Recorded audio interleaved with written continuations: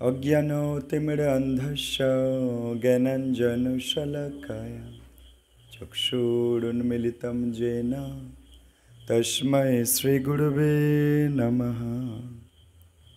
वन्देऽहं श्रीगुरु श्रीयुतपदकमलं श्रीगुरून् वैष्णवांश्च श्रीरूपं साग्रजातं सहगण रघुनाथान्वितं तं सजीवं साद्वैतं सावधूतं परिजनसहितं कृष्णचैतन्यदेवं श्रीराधाकृष्णपादान् सहगण ललिता श्रीविशाखान्वितांश्च श्रीचैतन्यमनोभीष्टं स्थापितं येन भूतले स्वयं रूप कदा मह्यं ददति स्वपदान्तिकं। वाञ्छाकल्पतरुभ्यश्च कृपासिन्धुभ्यैव च पतितानां पावनेभ्यो वैष्णवेभ्यो नमो नमः। वृन्दायै तुलसीदेवै प्रियायै केशवस्य च कृष्णभक्तिप्रदे देवी सत्यवत्यै नमो नमः। नमोऽयं विष्णुपादाय कृष्णपृष्ठाय भूतले श्रीमते भक्तिवेदान्त स्वामिनिति नामिने। नमस्ते सरस्वते देवे गौरवाणी प्रचारिणे निर्विशेषशून्यवादी पाश्चात्यदेशतारिणे। हे कृष्ण करुणा सिंधु दीनबंधु जगत्पते गोपेश गोपिका कांत राधाकांत नमस्तुते। तप्त कांचन गौरांगी राधे वृंदावनेश्वरी वृषभानुसुते देवी प्रणमामि हरिप्रिये। नीलचलो निवासाय नित्याय परमात्मने बलभद्र सुभद्राभ्यां जगन्नाथाय ते नमः। पंचतत्त्वात्मकं कृष्णं भक्तरूपस्वरूपकं भक्तावतारं भक्ताख्यं नमामि भक्तशक्तिकं। नमो महावदन्नाय कृष्ण प्रेम प्रदायते कृष्णाय कृष्ण चैतन्य नमने गौरत्विषे नमः। नमो ब्रह्मण देवाय गोब्रह्मणाहिताय च जगद्धिताय कृष्णाय गोविन्दाय नमो नमः। जय श्री कृष्ण चैतन्य प्रभु नित्यानंद श्री अद्वैत गदाधर श्रीवासादि गौर भक्तवृंद। हरे कृष्णा कृष्ण कृष्ण हरे हरे हरे राम राम राम हरे हरे। ओम नमो भगवते वासुदेवाय ओम नमो भगवते वासुदेवाय ओम नमो भगवते वासुदेवाय। नमो विष्णुपाद कृष्ण पृष्ठा भूतले श्रीमते जयपताका स्वामिनिति नामिने। जय गुरु महाराज। नारायणं नमस्कृत्य नरं चैव नरोत्तमं देवीं सरस्वतीं व्यासं ततो जयमुदीरयेत्। मूकं करोति वाचालं पङ्गुं लङ्घयते गिरिं यत्कृपातमहं वन्दे श्रीगुरुं दीनतारिणं। नष्टप्रायेषु भद्रेषु नित्यं भागवत सेवया भागवतोत्तमो श्लोके भक्ति भवति नैष्ठिकी। परमानंद माधव श्री चैतन्य ईश्वर नाम। हरि ओम तत्सत। सर्वाग्रे श्री गुरुदेव त्रिदंडी स्वामी श्री श्रीमद जयपताका स्वामी गुरु महाराज, যিনি ইস্কনের জিবিসি মণ্ডলীর অন্যতম দীক্ষা গুরু, তার রাতুল শ্রী চরণ কমলে ভুল লুণ্ঠিত সাষ্টাঙ্গ দণ্ডবত প্রণাম নিবেদন করে তার অহৈতুকী কৃপা আশীর্বাদ প্রার্থনা করছি। হে গুরুদেব, কৃপা করুন, আশীর্বাদ করুন, যাতে করে যথাযথভাবে হরি কথা বলে সবার কল্যাণ এবং নিজ কল্যাণ এবং ভগবান গুরু গৌরাঙ্গের সন্তুষ্ট করতে পারি। তৎপশ্চাৎ পরম গুরুদেব কৃষ্ণ কৃপা শ্রীমূর্তি শ্রীল অভয় চরণারবিন্দ ভক্তিবেদান্ত স্বামী, যিনি ইস্কনের প্রতিষ্ঠাতা এবং আচার্য, সারা পৃথিবীতে কৃষ্ণ ভাবনা, কৃষ্ণ মন্দির, কৃষ্ণ শিক্ষা, মহাপ্রভুর শিক্ষা যিনি প্রচার করে গোটা জগৎবাসীকে করুণা করেছেন, কৃপা করেছেন, গোটা জগৎবাসীকে কৃষ্ণ শিক্ষায় শিক্ষিত করে নরকগামী থেকে গোলকগামী করেছেন, সেই জগৎগুরু শ্রীল প্রভুপাদের রাতুল শ্রী চরণ কমলে অনন্ত কোটি বার ভুল লুণ্ঠিত সাষ্টাঙ্গ দণ্ডবত প্রণাম জ্ঞাপন করে তাঁর অহৈতুকী কৃপা আশীর্বাদ ভিক্ষা করছি। হে শ্রীল প্রভুপাদ, আপনি আশীর্বাদ করুন যাতে করে যথাযথভাবে হরিকথা পরিবেশন করা যায়। এছাড়া ইস্কনের অন্যতম সমস্ত বর্তমান গুরুবৃন্দ,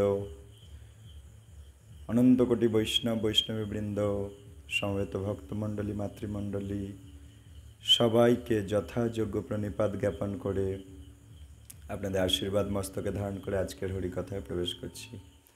কিছু ভুল, কিছু ত্রুটি, কিছু অপরাধ পরিলক্ষিত হলে নিজের সম্বন্ধ এই জ্ঞানে আমাকে ক্ষমা করে দেবেন। কোনো অপরাধ না নিয়ে, আপনারা পরমহংস, অপরাধ না নিয়ে ক্ষমা করে দেবেন। শুধু ভক্তবৃন্দ, আমরা আছি অরুণনগর নিতাই নিমাই নামহট্ট বেলপুকুর। প্রতি সপ্তাহে বুধবার সন্ধ্যাকালীন নামহট্টে আমরা এখানে বসছি। গুরু গৌরাঙ্গ বৈষ্ণবদের আশীর্বাদ নিয়ে ধারাবাহিকভাবে আমরা একটা গ্রন্থ এখানে অধ্যয়ন করে নিজেদের জীবনে প্রয়োগ করার চেষ্টা করছি। সেটা হচ্ছে শ্রী মহাজন উপদেশ। মহাজন যেন গত সপন্থা, মহাজন যে পথ আমাদের দেখাবেন সেই পথ মেনে আমরা যদি জীবনে প্রয়োগ করব, জীবনটা চালনা করব, তাহলে আমাদের সুদুর্লভ এই মানব জনম ধন্যাতিধন্য হবে। তাহলে তখন আমরা নানা মুনির নানা মতে বিভ্রান্ত হব না। আদর্শ প্রামাণিক উপদেশ আমরা পাব, যে প্রামাণিক উপদেশ পেলে আমাদের মানব জন্ম ধন্য হবে। তো সেই মহাজনদের উপদেশ আমরা ধারাবাহিকভাবে শ্রবণ করছি। গত ক্লাস পর্যন্ত শ্রী কপিল দেবের উপদেশ হয়ে গেছে। তো যারা ধারাবাহিকভাবে এই উপদেশগুলো শ্রবণ করতে চান, আপনারা রাধারাসপীরের নামহট্ট প্লেলিস্ট থেকে ধারাবাহিকভাবে শ্রবণ করুন।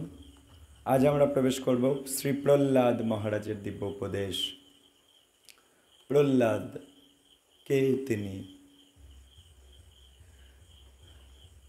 যে প্রহ্লাদের এক ডাকে ভগবান নৃসিংহদেব স্তম্ভ থেকে বেরিয়ে এসেছিল, জগতে যখন হিরণ্যকশিপুর উৎপাত বেড়ে গিয়েছিল, সেই হিরণ্যকশিপুকে নাশ করার জন্য, যাকে কিনা দিনের মারা যাবে না, রাতে মারা যাবে না, কোনো পশু মারতে পারবে না, কোনো মানুষ মারতে পারবে না, না ঘরে না বাইরে মারতে পারবে, এরকম অনেক টার্মস অ্যান্ড কন্ডিশান ব্রহ্মাজির থেকে তিনি পেয়েছিলেন। এমন টার্মস অ্যান্ড কন্ডিশান যেন মনে হচ্ছে অমর হয়ে থাকবেন।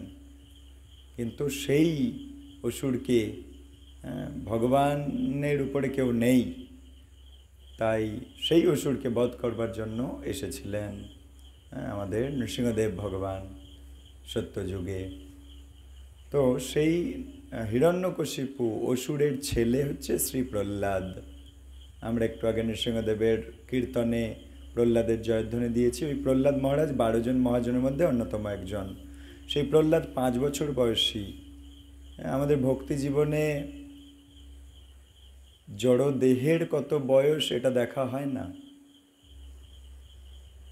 কে কতটা পারমার্থিক জ্ঞানে জ্ঞানবৃদ্ধ সেটা দেখা হয়।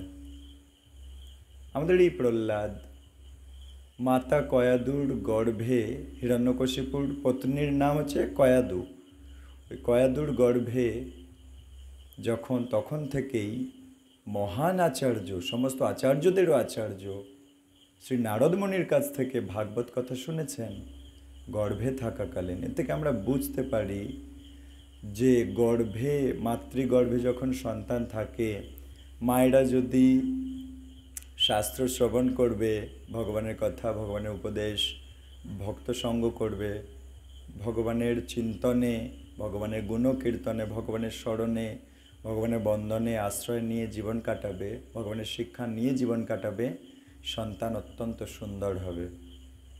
আমার গলাটা ধরে আছে কিছুদিনের, বেশ কিছু জন্মাষ্টমীর বিভিন্ন ক্লাস, এছাড়া ভজন কীর্তন, এছাড়া বিভিন্ন নাম হতে ধারাবাহিকভাবে কিছু পাঠ প্রবচন দেওয়ার জন্য গলাটা ধরে আছে। আপনারা একটু অ্যাডজাস্ট করে নেবেন।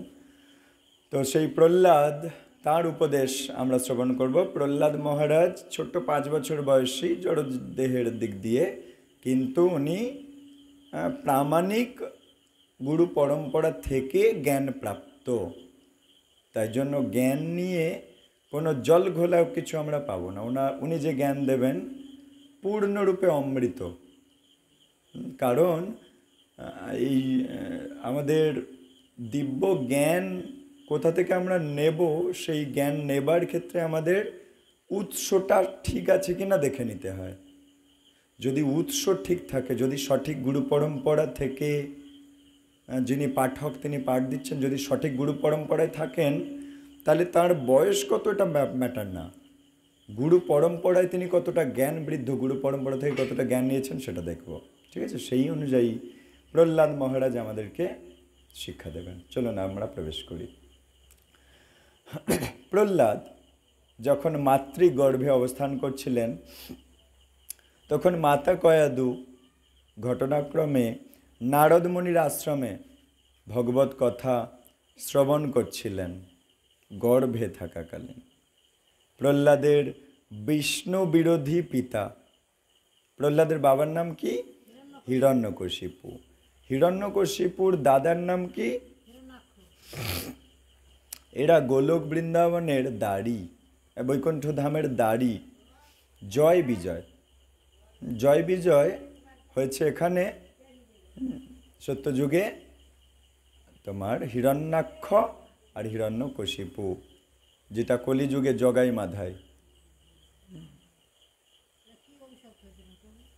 ওই যে চতুষ্কুমার ভগবানকে দেখতে চাচ্ছে, 4 ব্রহ্মচারী ভগবানকে, নারায়ণকে দেখতে চাচ্ছে, দর্শন করতে যাচ্ছে চতুষ্কুমার, কিন্তু এই 2 দাড়ি আটকে দিয়েছিল।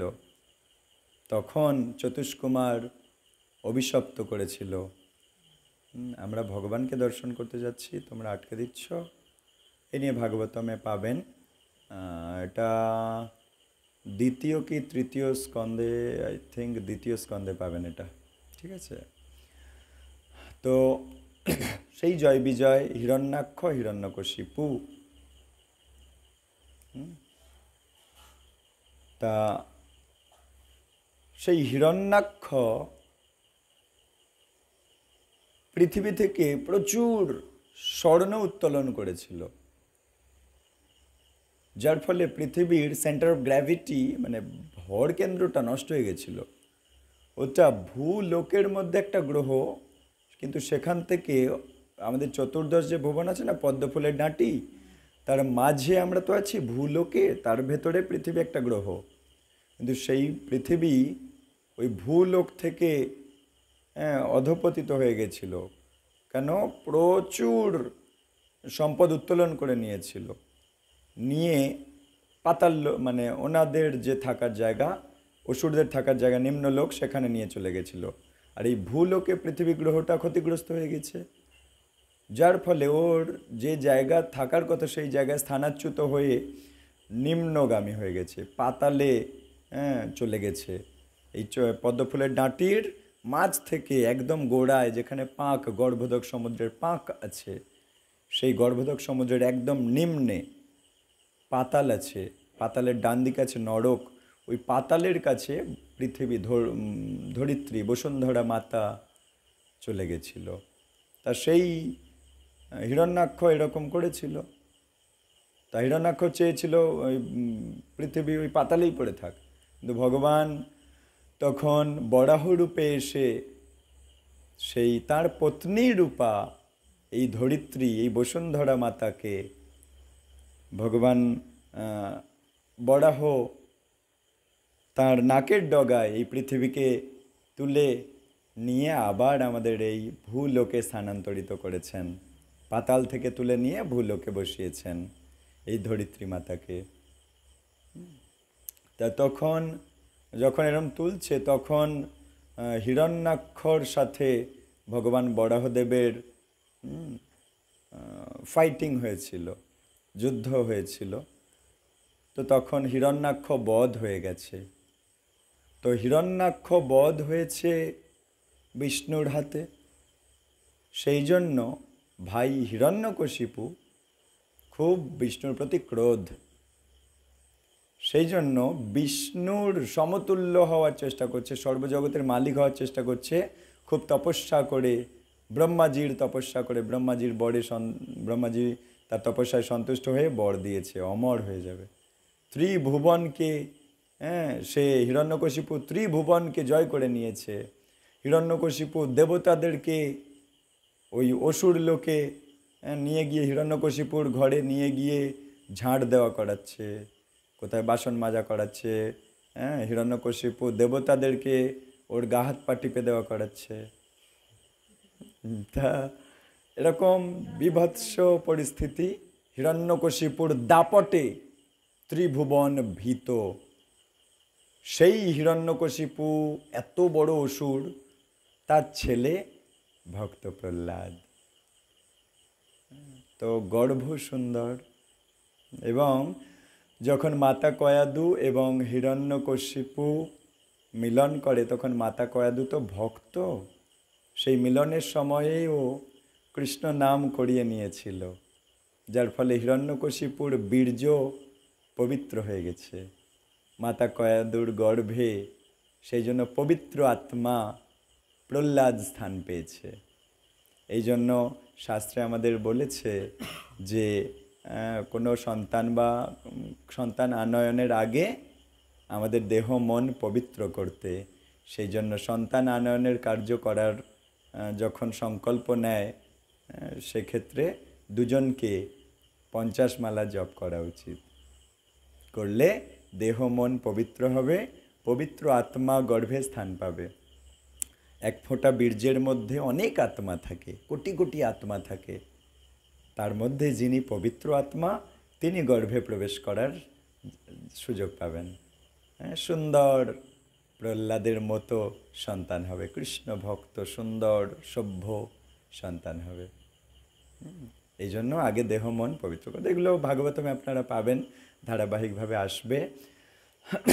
তা তো প্রহ্লাদ যখন মাতৃগর্ভে অবস্থান করছিলেন, তখন মাতা কয়াদু ঘটনাক্রমে নারদ মুনির আশ্রমে ভাগবত কথা শ্রবণ করছিলেন।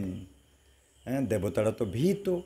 দেবতারা দেখছে যে হিরণ্যকশিপু তপস্যায় বসেছে, আর সেই সময় দেবতারা দেখছে এই মাতা কয়াদুর গর্ভে তো অসুরের সন্তান আছে, ও বেরিয়েও আমাদের উপর অত্যাচার করবে। তাই ওরা ওই দেবতারা মাতা কয়াদুকে নিয়ে টানাটানি করছে যে ওর জন্ম হলেই ওকে মেরে দেব। বা কেউ কেউ চিন্তা করছে যে গর্ভে আছে, এই অবস্থায় মেরে দেব, যদি বেরিয়ে যায় তখন, যদি অসুর, তখন যদি না মারতে পারি। তখন সেই ঘটনাতে নারদ মুনি আসে, দেবতাদেরকে বোঝান যে কি করছো, নারী হত্যার পাপ হবে, আবার গর্ভবতী নারী। তাই আমি কথা দিচ্ছি, তোমরা আমার আশ্রয় রাখো এই অবলা মাতাজিকে।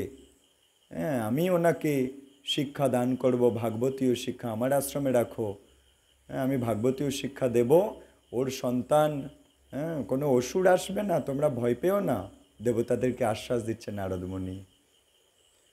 আমি ওনার সন্তানকে অসুর হতে দেব না, এখন থেকেই ভাগবত কথা শোনাবো, তাহলে ও অসুর থেকে সুন্দর ভক্ত হবে, তোমরা ভয় পেও না বলে আশ্বাস দেয়। তখন দেবতারা চলে যায়। তখন ঘটনাক্রমে ওই ঘটনাক্রম, তখন মাতা কয়াদু নারদ মুনির আশ্রয়ে থাকে, সাধু সঙ্গে থাকে।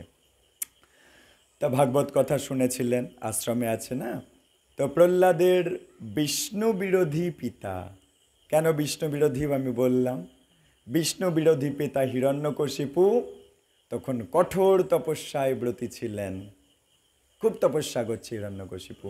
নারদ মুনির ভাগবত শিক্ষা গ্রহণ করেই প্রহ্লাদ রাজপ্রাসাদে বাবা মার সঙ্গে প্রত্যাবর্তন করেছে। বাবা হিরণ্যকশিপু, মাতা কয়াদু, আর ওই সন্তান প্রহ্লাদ ভাগবত শিক্ষা গ্রহণ করেছে নারদ মুনির কাছ থেকে। তা শুক্রাচার্যের দুই পুত্র, শুক্রাচার্য কে জানো? শুক্রাচার্য হচ্ছে অসুরদের গুরুদেব শুক্রাচার্য, আর দেবতাদের গুরুদেব হচ্ছে বৃহস্পতি। তাই শুক্রাচার্যের দুটো ছেলে আছে, ছেলে দুটো মাস্টারমশাই, একজনের নাম ষণ্ড, একজনের নাম অমর্ক, ষণ্ড অমর্ক। তা দৈত্য হিরণ্যকশিপু, তারা দৈত্যগুরুই তো খুঁজবে। তা দৈত্যগুরু শুক্রাচার্যের দুই ছেলেও মাস্টারমশাই হয়েছে। হিরণ্যকশিপু দেখছে ওই মাস্টারমশাইয়ের কাছে তাহলে আমার ছেলেকে দিই, দৈত্যদের যেমন শিক্ষা সেইগুলো সব দেবে। তা ষণ্ড অমর্কের কাছে প্রহ্লাদকে পড়াশোনা করতে পাঠিয়েছে, লেখাশেখা করতে পাঠিয়েছে। তা শিক্ষকেরা কী কী শিখিয়েছে? শিক্ষকেরা শিখিয়েছে রাজনীতি, শিখিয়েছে অর্থনীতি প্রভৃতি, অনেক অনেক কিছু শিক্ষা দিয়েছে প্রহ্লাদকে। কিন্তু একসময় দৈত্যরাজ হিরণ্যকশিপু তার পুত্র প্রহ্লাদকে স্নেহ ভরে জিজ্ঞাসা করছে, বাবা তুমি কি কি শিখেছো, আসো আমার কোলে আসো, এসে বসো, তুমি বলো তো কি কি শিখেছো, তোমার মাস্টারমশাইরা কী শিখিয়েছে তোমাকে, দেখি একটু বলো, পড়ালেখা কী শিখেছো ধরি। হে বৎস, বাবা বলছে, হে বৎস, তোমার শিক্ষকদের কাছে তুমি যে সমস্ত বিষয় পাঠ করেছো তার মধ্যে কোন বিষয়টা তোমার মনে হচ্ছে শ্রেষ্ঠ, আমাকে বলো তো দেখি, কোনটা তোমার খুব ভালো লাগছে, কোন সাবজেক্ট। তা শিক্ষক ষণ্ড অমর্ক ছিল প্রহ্লাদের পিতার নিযুক্ত সৌত্রু পরম্পরার গুরু। সৌত্রু পরম্পরা, আমাদের পরম্পরার নাম কি? ব্রহ্মমাধ্য পরম্পরা। ওরা সৌত্রু পরম্পরার গুরু, অসুরদেরও একটা পরম্পরা আছে, হ্যাঁ, সেই পরম্পরায় আসরিক শিক্ষা ওরা নেয়। তা সৌত্রু পরম্পরার দুই গুরু প্রহ্লাদের পিতা, প্রহ্লাদের মাস্টারমশাই হয়েছে ষণ্ড অমর্ক। তাকে নিযুক্ত করেছে হিরণ্যকশিপু, নিযুক্ত করে দিয়েছে, ওই দুই টিচারের কাছে তুমি পড়বে এখন থেকে। তা তাদের শিক্ষাগুলো ছিল, একটা রাজপুত্র রূপে জগতের যা শিক্ষা থাকা উচিত, রাজার ছেলের যেমন শিক্ষা থাকা উচিত, কোথায় যুদ্ধ, অর্থনীতি, রাজনীতি, কি করে ট্যাক্স কালেকশন করতে হয়, এরকম, তা সেগুলো শিখেছে মাস্টারমশাই দুটো, খুব করে শিখিয়েছে, যেগুলো প্রহ্লাদের কাছে কোনো আকর্ষণীয় নয়। একটা ভক্ত কখনো জড় জগতের শিক্ষা তার ভালো লাগবে না। দেখো, কিন্তু প্রহ্লাদ বাধ্য হয়ে শিখেছে।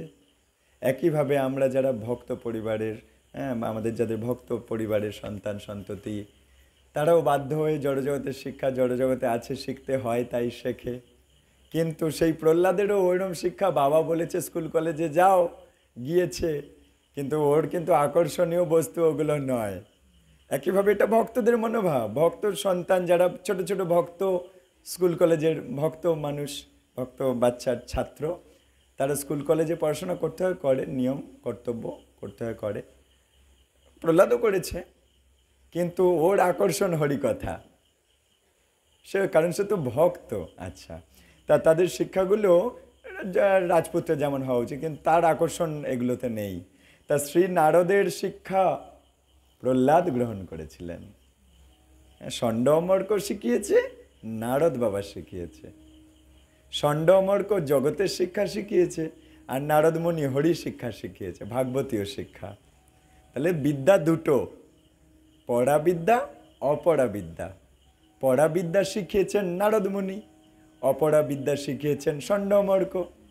দুটো শিক্ষায় শিক্ষিত প্রহ্লাদ, সেই শিক্ষিত ব্যক্তি থেকে আমরা শিক্ষা পাচ্ছি।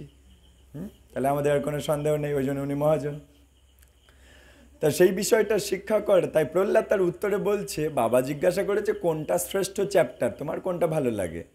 তা উত্তরে ছেলে বলছে, সেই বিষয়টা শিক্ষা করাই সর্বশ্রেষ্ঠ, সেটা শেখা সবচেয়ে শ্রেষ্ঠ শিক্ষা, যাতে সরাসরি আর পূর্ণরূপে নববিধা ভক্তির মাধ্যমে শ্রীহরির সেবা করা হয়।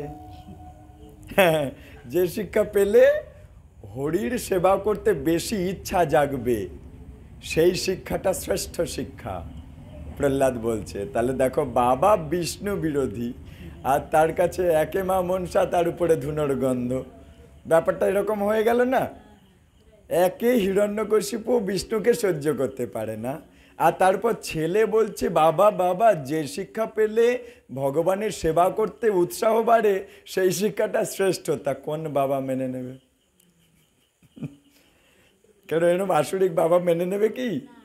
আচ্ছা, তা ভগবান এবার বলছে, আরো বলছে, বলছে ভগবানের দিব্য নাম, তার রূপ, তার গুণ, পরিকর, লীলা, এগুলো শোনা, কীর্তন করা, স্মরণ করা, ভগবানের চরণ সেবা করা, ষোড়শ উপচারে শ্রদ্ধার সঙ্গে ভগবানের বিগ্রহ অর্চনা করা, অভিষেক করা, হ্যাঁ, ভগবানের বন্দনা করা, ভগবানের দাস হওয়া, হ্যাঁ, তাকে প্রিয়তম বন্ধু বলে মনে করা, বলে নববিধার 9টা বলে দিয়েছে। যে শিক্ষা পেলে এই 9টা জিনিস করতে খুব ভালো লাগবে, সেই শিক্ষাটা শ্রেষ্ঠ শিক্ষা, প্রহ্লাদ বলেছে। এবং তার কাছে সর্বস্ব সমর্পণ করতে ইচ্ছা হবে যে শিক্ষা পেলে। এই যে নামহট্টের শিক্ষা, এর ফলে আমরা কিন্তু ওই নববিধা আমাদের ধীরে ধীরে বাড়তে থাকে, ধীরে ধীরে আমরা ভগবানের চরণে সমর্পণ হই। প্রহ্লাদও সেই কথা বলছে, যে শিক্ষা পেলে ভগবানের কথা শুনতে ভালো লাগে, ভগবানের গুণকীর্তন করতে ভালো লাগে, ভগবানের সেবা করতে ভালো লাগে, ভগবানের অর্চন করতে ভালো লাগে, হ্যাঁ, ভগবানের কাছে নিজেকে সঁপে দিতে ভালো লাগবে, যে শিক্ষা পেলে ওই শিক্ষাটা শ্রেষ্ঠ শিক্ষা। তা এইগুলো আরও বলছে, এগুলো শুদ্ধ ভক্তির 9টা পথ, এগুলো করলে বাবা জানো শুদ্ধ ভক্তি বাড়বে। তাই এই ভক্তির দ্বারা কৃষ্ণের সেবায় যিনি জীবন উৎসর্গ করেছেন তিনি সর্বশ্রেষ্ঠ বিদ্বান। এদিকে হিরণ্যকশিপু মনে করছে আমি বড় বিদ্বান, আমি মালিক, আর এসে বলছে ভগবানের নাম। একে ভগবানকে সহ্য করতে পারে না, ভগবান ওর দাদাকে মেরে দিয়েছে। তাই বলছে এই ভক্তির দ্বারা কৃষ্ণের সেবায় যিনি জীবন উৎসর্গ করে দিয়েছে তিনি সর্বশ্রেষ্ঠ বিদ্বান, তিনি পূর্ণ জ্ঞানী। এদিকে হিরণ্যকশিপু খুঁজছে বিষ্ণুকে কোথায় পাবো, পেলে মেরে ফেলবো।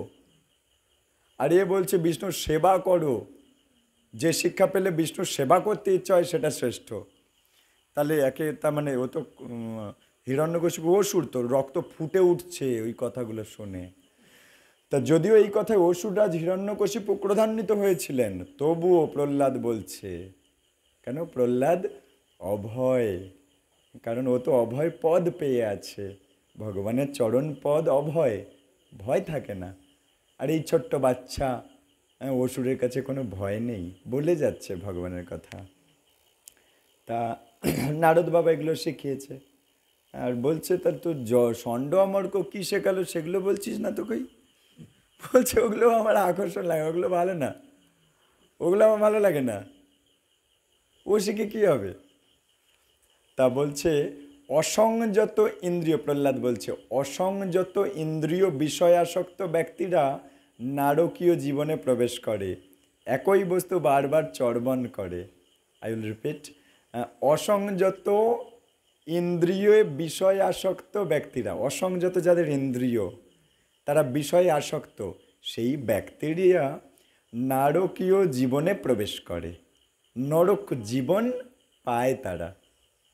প্রহ্লাদ বলছে বাবার কাছে, হ্যাঁ, একই বস্তু বারবার চর্বণ করে, যেমন চুইংগাম, এক জিনিস একবার চিবিয়েছে, মিষ্টি ফিষ্টি সব বেরিয়ে গেছে, হ্যাঁ, তবু চিবিয়েই যাচ্ছে।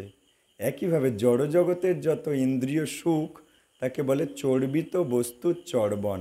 চর্বিত মানে চর্বণ হয়ে গেছে, তো চর্বিত মানে কি? চেবানো হয়ে গেছে, চর্বণ করা। তাহলে যেটা চেবানো হয়ে গেছে সেটা আবার চেবালে কেমন লাগবে? হ্যাঁ, আর কি ভালো লাগবে? যেমন আখের রস একবার মেশিনে দিয়ে চিবানো হয়ে গেছে, তা মূল অমৃতটা তো বেরিয়ে গেছে, তো আর কি ভালো লাগবে? বারবার চিবিয়ে কী লাভ হবে? তাই বলছে যে যারা তবু এই চর্বিত বস্তু চর্বণ করছে তারা নারকীয় জীবন পাবে এরপর, মৃত্যুর পর। হ্যাঁ, সেই ধরনের দুর্বুদ্ধি থাকলে প্রহ্লাদ বলছে সেই ধরনের দুর্বুদ্ধি মানে খারাপ বুদ্ধি, জড় সুখ নেওয়াটা খারাপ বুদ্ধি, ভালো বুদ্ধি নয়। এই রকমের দুর্বুদ্ধি থাকলে কখনো কোনো হিত উপদেশ কিংবা নিজের বিবেকের বিচারেও কেউ কৃষ্ণ ভক্তি জিনিসটার প্রতি আকৃষ্ট হবে না। এই খুব গুরুত্বপূর্ণ লাইন। বলছে এরম খারাপ বুদ্ধি থাকলে, জড়জগৎকে ভোগ করার বুদ্ধি থাকলে কখনো কোনো হিত উপদেশ মানে মঙ্গল উপদেশ কিংবা নিজের বিবেকের বিচারেও কেউ কৃষ্ণ ভক্তি জিনিসটার প্রতি আকৃষ্ট হবে না। কারণ ওই দুর্বুদ্ধি আছে, খারাপ বুদ্ধি, জড়জগৎকে ভোগ করব, জড়সুখ নেব। তারা কেবল ভগবান সম্বন্ধে তাদের একটা জড় বদ্ধ বিকৃত ধারণা পোষণ করতে থাকবে। ভগবান সম্বন্ধে একটা জড় ধারণা, বিকৃত ধারণা বলতে থাকবে একে অপরের মধ্যে, যেগুলো চায়ের আড্ডায় হয় আর কি। চায়ের আড্ডায়ও ভগবানকে নিয়ে চর্চা হয়, কিন্তু বিকৃতভাবে ভগবানকে নিয়ে চর্চা হয়। কেমন? যেমন আজকে আমি টোটোয় আস্তে আস্তে শুনলাম, সে বলছে মানে একজন ড্রাইভারের পাশে বসে আছে, আমি পিছনে বসে আছি। তা কী কথা হচ্ছে ড্রাইভারদের সাথে আমি অত শুনতে পাইনি, কিন্তু একটা কথা একটু জোরে বলে উঠলো পাশের ছেলেটি, সেটা আমি শুনতে পেলাম। হরিনাম করব, এই বয়সে করব কেন রে, বুড়ো বয়সে করব। তার মানে ওদেরও ভগবানকে নিয়ে চর্চা হয়, বিকৃত রূপে চর্চা হয়। হ্যাঁ, ছোট্ট একটা উদাহরণ দিলাম। আমি তো চায়ের আড্ডায় বসি না, এক্স্যাক্টলি চায়ের আড্ডায় কী কী হয় আমি এক্স্যাক্ট কথাগুলো জানি না, কিন্তু হয়, কানে আসে। আচ্ছা, তাই এখানে প্রহ্লাদজিও তাই বলছে যে তারা কেবল ভগবান সম্বন্ধে তাদের একটা জড় বদ্ধ বিকৃত ধারণা পোষণ করবে। আচ্ছা, যারা জড় সংসারটাকে ভোগ করার বাসনাতে আবদ্ধ হয়ে আছে, তারা তাদের মতো একটা বিষয়ে আসক্ত অন্ধ ব্যক্তিকে তাদের নেতা বা গুরুরূপে বরণ করছে। বিষয় আসক্ত ব্যক্তি বিষয়ে আসক্ত একটা ব্যক্তিকে গুরুরূপে গ্রহণ করে নেবে, কারণ ওর কাছে গেলে ও তো বলবে না বিষয় সুখ ছাড়ো, তাহলে আমার মনের মতো হবে, মনের মতো গুরু। ওইরকমভাবে খুঁজে নিচ্ছে। প্রহ্লাদজি বলছে, আমার কথা নয়, ঠিক আছে, উনি বলছেন। তারা বুঝতেই পারে না যে দুর্লভ জীবনের মূল উদ্দেশ্য হলো ব্যাক টু গড হেড, ভগবত ধামে ফিরে যাওয়া। ওরা বুঝতেই পারে না, এবং ভগবান শ্রীকৃষ্ণের সেবায় যুক্ত হওয়া ওরা বুঝতেই পারে না। প্রহ্লাদজি বলছে অন্ধ, আরেকটা উদাহরণ দিচ্ছে, বলছে অন্ধ যেমন অন্ধের দ্বারা পরিচালিত হয়ে অন্ধ কূপে পতিত হয়, প্রকৃত পথের সন্ধান পায় না। একটা অন্ধ ব্যক্তি যদি আর একটা অন্ধ ব্যক্তিকে পথ দেখায়, কি করে পথ দেখাবে? সে তো নিজেই পথ দেখতে পাচ্ছে না। ঠিক একইভাবে জড় বিষয়ী গুরু আর জড় বিষয়ী শিষ্য, ওই দুই অন্ধ।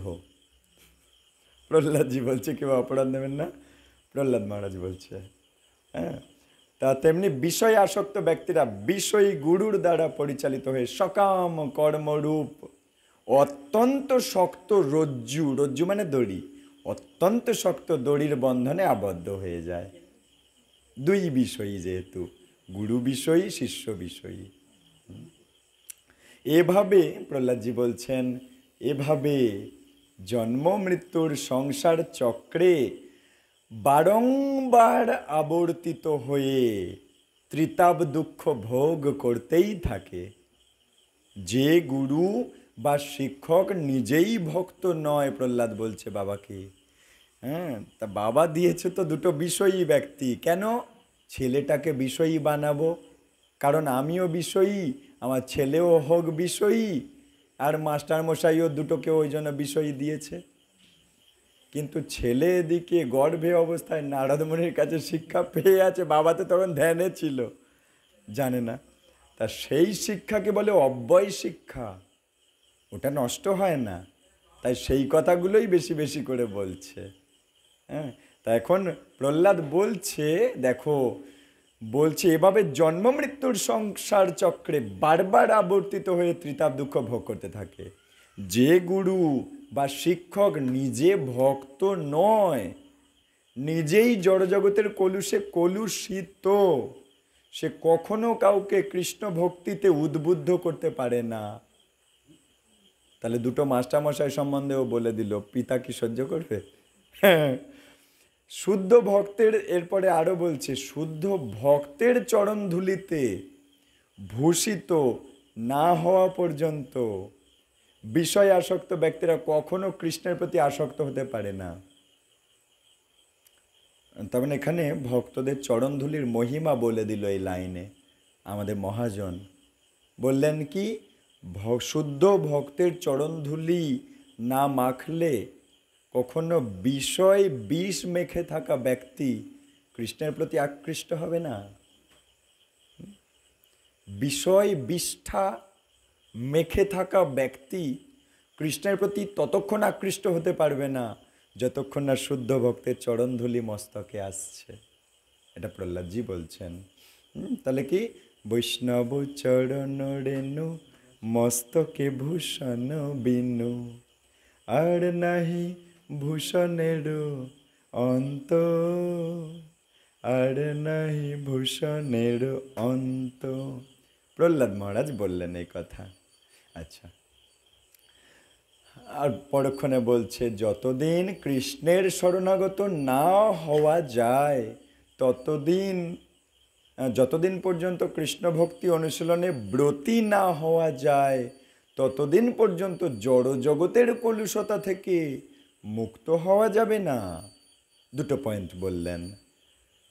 তাহলে ফার্স্ট পয়েন্ট বলে দিয়েছে, চরণ ধুলি পেলে কৃষ্ণের প্রতি আসক্তি বাড়বে। এরপরে বলছে, যতদিন না কৃষ্ণের চরণে শরণাগত হচ্ছি আর যতদিন না কৃষ্ণ ভক্তি অনুশীলনে ব্রত করছি, কৃষ্ণ ভক্তি অনুসরণ করব এই ব্রত জীবনে ধারণ করছি যতদিন না, ততদিন জড় কলুষ আমাকে ছেড়ে কথা বলবে না, প্রহ্লাদ মহারাজ বলছে। তাহলে ওনার কথা অনুযায়ী তাহলে আমরা ভক্তদের চরণধুলি মস্তকে নেওয়ার শিক্ষা পেলাম। ওনার কথা অনুযায়ী আমরা কৃষ্ণের চরণে শরণাগত হওয়ার শিক্ষা পেলাম। ওনার কথা অনুযায়ী আমরা কৃষ্ণ ভক্তি অনুশীলন করার ব্রত জীবনে গ্রহণ করলাম। ঠিক? ওকে। নতুবা জড়জগতের কলুষতা থেকে বেরোনো যাবে না, উনি বলে দিলেন সোজা কথা। এরপর বলছে, নাস্তিক অসুর হিরণ্যকশিপু নিজেকেই ভগবান বলে জাহির করেছিল, আর এই ছেলে বলছে ভগবান কৃষ্ণ, তা হিরণ্যকশিপু মেনে নেবে? হিরণ্যকশিপু তো দাম্ভিক, অহংকারী, গর্বে গর্বান্বিত, ফুলে ফেঁপে থাকা একটা ব্যক্তি, ইগোইস্ট পারসন। তা সে জানে আমি ভগবান, আমার ছেলে একটুখানি ছেলে, ও বলে কি? আরে আমি যদি ভগবান না হব, দেখো দেখো দেবরাজ ইন্দ্র কেরম আমার ঘর ঝাঁট দিচ্ছে, আর ইয়ে কে রে বলে ভগবান কৃষ্ণ। তা হিরণ্যকশিপুর রক্ত ফুটবে না? আর রক্ত ফুটলেই তো তবে তো সে তো ওই বাচ্চাটার উপরে অত অত্যাচার করেছিল। হ্যাঁ, তা দেখো, তাই বলছে নাস্তিক অসুর, না আস্তিক, যে আস্তিক নয়, আস্তিক। আস্তিক মানে কি, যে ভগবানে বিশ্বাসী সে আস্তিক, আর আস্তিক মানে যে ভগবানে বিশ্বাসী নয়। সেই নাস্তিক অসুর হিরণ্যকশিপু নিজেকেই ভগবান বলে জাহির করেছিল। সে নির্মমভাবে প্রহ্লাদকে শাস্তি দেওয়ার চেষ্টা করলেও প্রহ্লাদ অবিচলিত ছিল। প্রহ্লাদ অবিচলিত, প্রহ্লাদ বিচলিত হয়নি। তা যেমন আমাদের নামের আচার্য হরিদাস ঠাকুরকে মারতে মারতে মারতে মারতে মারতেই পারছে না, প্রেশার আসছে ওদিক দিয়ে, তোমরা কি করছো, সেনা পাঠিয়েছে, মারছে, চাবুক মারছে, 22 বাজারে বেত্রাঘাত করছে, মারতে পারছে না।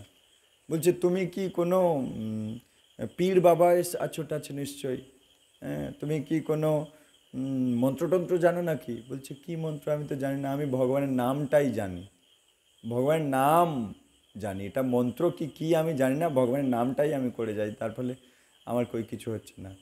একইভাবে এখানে প্রহ্লাদ মহারাজও ভগবানের নামের আশ্রয় নিয়ে আছে, নারায়ণ করছে। হ্যাঁ, ওং নমঃ ভগবতে বাসুদেবায়, এটা বলছে প্রহ্লাদ মহারাজ। কিন্তু এর উপরে এত অত্যাচার আসছে, কিছু হচ্ছে না। হ্যাঁ, পা ছাড়িয়ে বসতে নেই, হরিকথার চরণে পা ছাড়িয়ে বসতে নেই, হরিবল। তা শোনো, একটু অসুবিধা হলে একটু ছেড়ে নিয়ে আবার ঠিক করে নেবেন, ঠিক আছে? আচ্ছা শোনো, তো তারপর আবার মাঝে মাঝে একটু না হয় হেঁটে নেবেন যদি একান্ত অসুবিধা হয়। তা শোনো, তা ও তো জানতো আমি ভগবান, আর বিষ্ণুকে তো আমি মেরে ফেলবো। বিষ্ণু কি ভগবান? এই পেলেই তো মারবো, আমি তো তৈরি হয়ে গেছি, ওকে তো মৃত্যু করব আমি ওর। আমার ছেলে বলছে উনি নাকি ভগবান। তাই বলছে তারপর আবার প্রহ্লাদকে, হ্যাঁ, সে নির্মমভাবে প্রহ্লাদকে শাস্তি দেওয়ার চেষ্টা করলেও প্রহ্লাদ অবিচলিত ছিল। অনেক শাস্তি দিয়েছে, কিন্তু প্রহ্লাদ বিচলিত হয়নি, সে ভগবানেরই ভক্ত। হ্যাঁ, এর থেকে কি শিক্ষা পাচ্ছি? যে ভক্তি জীবনের নিষ্ঠা প্রহ্লাদের অত্যন্ত বেশি। তার মানে আমাদেরও ভক্তি জীবনের নিষ্ঠা থাকতে হবে। আমরা কত অত্যাচার পেয়েছি, আমরা কি প্রহ্লাদের মতো অত্যাচার পেয়েছি নাকি? হ্যাঁ, মত্ত হাতির সামনে ফেলে দিচ্ছে, প্রচণ্ড, যেগুলো বিষধর সাপ, সেই সাপের দলের মাঝখানে ফেলে দিচ্ছে, আগুনের পুড়িয়ে মারছে, হ্যাঁ, পাহাড় থেকে ফেলে দিচ্ছে, হ্যাঁ, পাথর বেঁধে সমুদ্রে ফেলে দিচ্ছে। তাহলে সেই বাধা কি আমাদের জীবনে এসেছে নাকি? কিন্তু তার কত নিষ্ঠা দেখুন, সে ভগবানের নামকে ছাড়ছে না। আর ছাড়ছে না বলেই তো সে পরীক্ষায় পাশ করে যাচ্ছে, তাকে কেউ কিছু করতে পারছে না, এত অত্যাচার কিছু করতে পারছে না। তা সে নির্মমভাবে, আচ্ছা, তারপর আবার প্রহ্লাদকে পাঠশালায় পাঠানো হয়েছে। হ্যাঁ, পাঠশালাতে অবসরকালে প্রহ্লাদ তার সহপাঠীদের শিক্ষা দিচ্ছে, মানে স্কুলের মেট, স্কুলের বাচ্চাগুলোকে শিক্ষা দিচ্ছে। 5 বছরের প্রহ্লাদ 5 বছরই অসুরের ছেলেদেরকে শিক্ষা দিচ্ছে, ক্লাসমেটদের, ছোট ছোট বাচ্চারা সব একে অপরের মধ্যে শিক্ষা দিচ্ছে। প্রহ্লাদ অসুরদের ছেলেদেরকে শিক্ষা দিচ্ছে। কি দিচ্ছে সেটাই মূল জানার বিষয়। এখন আমরা জেনে নেব চট করে। তা বলছে বাচ্চাদেরকে অবসর টাইমে বলছে, যখন টিফিন খায় একসাথে বসে বা খেলাধুলা করে, মাস্টারমশাই থাকে না, অবসর টাইম, সেই টাইমে প্রহ্লাদ বলছে এই মনুষ্য জন্ম বড় দুর্লভ। এই মনুষ্য জীবনে যারা প্রজ্ঞাবান বা বুদ্ধিমান যারা, তারা বাল্যকাল থেকেই অন্য সমস্ত প্রয়াস ত্যাগ করে দিয়ে ভাগবত ধর্ম অনুষ্ঠান করবেন। কি বলল প্রহ্লাদ মহারাজ? কি শিক্ষা দিল? যারা বুদ্ধিমান, যারা প্রজ্ঞাবান, তারা কি করবে? বাল্যকাল থেকেই ভাগবত ধর্ম অনুশীলন করবে। আর টোটোয় সামনে শুনলাম কি, এক্ষুনি হরিনাম করতে যাব কেন? হ্যাঁ, বুড়ো বয়সে করব? করবনি তো বলিনি, করব, কিন্তু বুড়ো হয়ে করব। মানে ফুল গোবিন্দচরণে দেব না তো বলিনি, দেব, গাছে আছে এখন থাক না, শুকনো হোক, শুকনো ফুল নিয়ে দেবো, দেবো তো বলেছি নাকি? কিন্তু গন্ডগোল হয় কি, ওই শুকনো ফুল তুলতে গেলেই ঝরে পড়ে যায়, হাত থেকে খসে পড়ে যায়, গন্ডগোল ওই জায়গাটায়। তাই আচার্যরা বলছে বার্ধক্যে এখন পঞ্চরোগে হতো কেমনে ভজিব বলো, মানে শুকনো ফুলটা তুলতে গেছে খসে পড়ে যাচ্ছে। তাই আচার্যরা বলছে বার্ধক্যে এখন পঞ্চরোগে হতো কেমনে ভজিব বলো, তার মানে ভজন হচ্ছে না তো, তার মানে খসে পড়ে যাচ্ছে তো। তার মানে কি গীতা পড়বে কি, চোখে এত বড় বড় পাওয়ার, তাও সে এরম করে দেখছে, পড়তে পারছে না, তাই খসে পড়ে যাচ্ছে তো ফুলটা। শুকনো ফুল গোবিন্দ চরণে যেতে চাই কি? তো যাই হোক, আমাদের প্রহ্লাদজি কি বলছেন? বলছে এই মনুষ্য জন্ম বড় দুর্লভ, শুধু দুর্লভ না, বলছে বড় দুর্লভ, সুদুর্লভম। আমাদের বিষ্ণু পুরাণে এটার মহিমা আছে। জলজা নবলক্ষানি বলে একটা শ্লোক আছে, যেখানে 84 লক্ষের হিসেব দেওয়া আছে। স্থাবরা বিংশতি এরম বলে একটা হিসাব দেওয়া আছে, যেখানে আমাদের 84 লক্ষ মধ্যে দেখা যাচ্ছে এই 4 লক্ষ মানুষ সবচাইতে কম, কিন্তু 9 লক্ষ তো জলের প্রাণী, মানুষ তাতে ঠেক নেই। 10 লক্ষ রকমের পাখি, 11 লক্ষ রকমের কীটপতঙ্গ, হ্যাঁ, তোমার 20 লক্ষ রকমের গাছ, 30 লক্ষ রকমের পশু, আর সেখানে মানুষ দেখুন মাত্র 4 লক্ষ রকমের, রকমটাতেও কম। তাই বলছে এই মনুষ্য জন্ম বড় দুর্লভ। এই মনুষ্য জীবনে যারা বুদ্ধিমান তারা বাল্যকাল থেকে অন্য সমস্ত প্রয়াস ত্যাগ করে দেয়, দিয়ে ভাগবত ধর্ম অনুষ্ঠান করে। তার মানে জগতের সবচাইতে বুদ্ধিমান তাহলে কারা? ওই গুরুকুলের বাচ্চারা। পুরো সৃষ্টিতে এই জড় জগতের মধ্যে সবচাইতে বুদ্ধিমান হচ্ছে গুরুকুলের বাচ্চারা। আমি বলছি না, প্রহ্লাদ মহারাজ বলছেন। বলছে এই মনুষ্য জীবনে যারা বুদ্ধিমান তারা বাল্যকাল থেকে ভাগবত ধর্ম অনুশীলন করছে। মায়াপুরে গিয়ে দেখবেন মানব শরীরটি অন্যান্য শরীরের মতো অনিত্য, অর্থাৎ ক্ষণস্থায়ী। অন্যান্য শরীর ক্ষণস্থায়ী, এটাও ক্ষণস্থায়ী, কিন্তু এই মনুষ্য শরীর অত্যন্ত অর্থপূর্ণ। একটা মশা মাছি সেও অনিত্য দেহ পেয়েছে, আমিও অনিত্য দেহ পেয়েছি। একটা হাতি অনিত্য দেহ পেয়েছে, আমিও অনিত্য দেহ পেয়েছি, কিন্তু আমারটা খুব অর্থপূর্ণ, কারণ ও খালি খায়, ঘুমায়, বংশবৃদ্ধি করে আর ভয় পায়। আর আমরা ভগবানের সেবা প্লাস ওগুলো দেহ ধর্ম, ওগুলো তো আছেই। আমরা ভগবানকে জানতে পারি, ব্রহ্ম জিজ্ঞাসা, অর্থাৎ ব্রহ্ম জিজ্ঞাসার সম্বন্ধে আমরা আলোচনায় বসতে পারি, ওরা পারবে না। এমনকি আজকেই একটা গ্রন্থে পেলাম, প্রশ্ন উত্তর বইয়ের থেকে, যে আরেকটা মস্ত বড় তফাৎ আছে। আমরা দুটো সুখ পাই, ওরা একটা সুখ পায়। আমরা এই জড়জগতের সুখও পাই, চিন্ময় সুখও পাই, কিন্তু ওরা কেবল জড় সুখ পায়।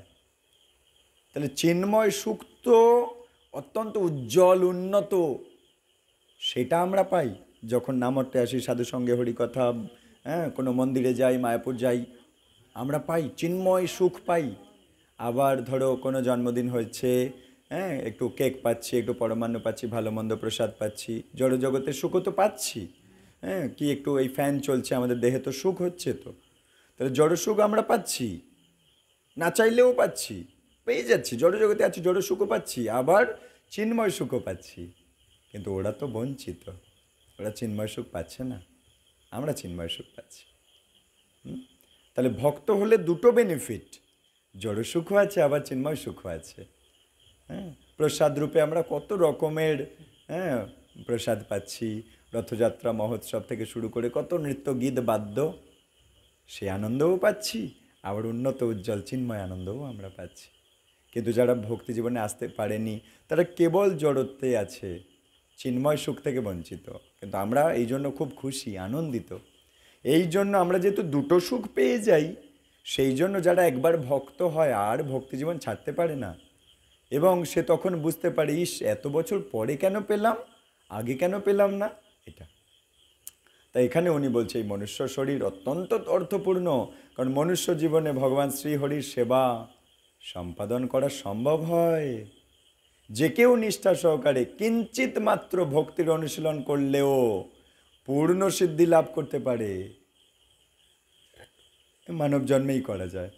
তোমরা জানবে যে মনুষ্য জীবন ভগবত ধাম শ্রী বৈকুণ্ঠে ফিরে যাওয়ার সুযোগ প্রদান করে। এই শরীরেই ফেরত যাওয়ার একটা সুযোগ। তাই প্রত্যেকটি মানুষের অবশ্যই কর্তব্য হচ্ছে ভগবান শ্রীহরির পাদপদ্ম সেবায় যুক্ত হওয়া। এই ভক্তি জীবের স্বাভাবিক ধর্ম, এটা কোনো বানানো ধর্ম নয়, এটাকে বলে নিত্য ধর্ম। কারণ আত্মা নিত্য, তার একটা ধর্ম আছে। যেমন জলের ধর্ম তরলতা, জল তো তরল, জলের ধর্ম তরল। বাতাসের ধর্ম এই যে গ্যাসীয়, এরকম আগুনের ধর্ম তাপ দান করা, আলো দান করা। একইভাবে আত্মার একটা ধর্ম আছে, সেটা কি? সেটাকে বলে নিত্য ধর্ম, সনাতন ধর্ম। সেটা কি? আত্মা যার থেকে তৈরি হয়েছে তার সেবা করবে, এটা আত্মার ধর্ম। এখন আত্মা কার থেকে তৈরি হয়েছে? আত্মা কৃষ্ণ থেকে তৈরি হয়েছে, তাই এটা নিত্য ধর্ম।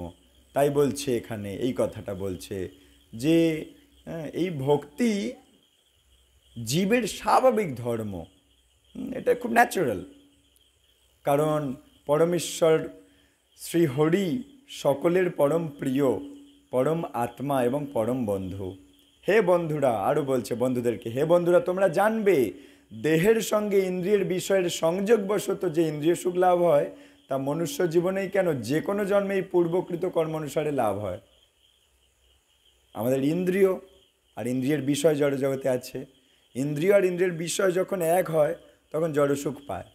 তাই প্রহ্লাদ মহারাজ জড়সুখ পাওয়ার বিজ্ঞান বলছে শুধু মানুষ্য জীবনে কেন, সব জন্মেই তো ইন্দ্রিয় সুখ পেয়েছ, আর এই মানুষ জীবনেও পাবে, কোনো চিন্তা নেই, ভগবান আয়োজন করে রেখেছে। যে কোনো জন্মেই আগের জন্মের কর্ম অনুযায়ী লাভ হয়।